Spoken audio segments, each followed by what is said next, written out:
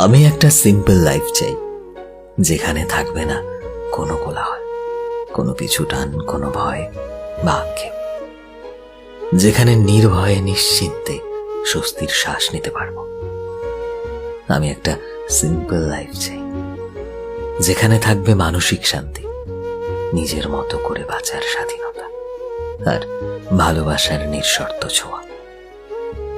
আমি একটা simple life চাই, মেঘ বৃষ্টি পাহাড়ের কোলে ছোট্ট একটা মন, কখনো সমুদ্রের তীর, কখনো বিস্তীর্ণ প্রান্তর, সাথে হাজারো স্মৃতি, নতুন স্বপ্ন, নতুন শহর, নতুন মানুষ, আর মুহূর্তে মোড়া এক নতুন পথ,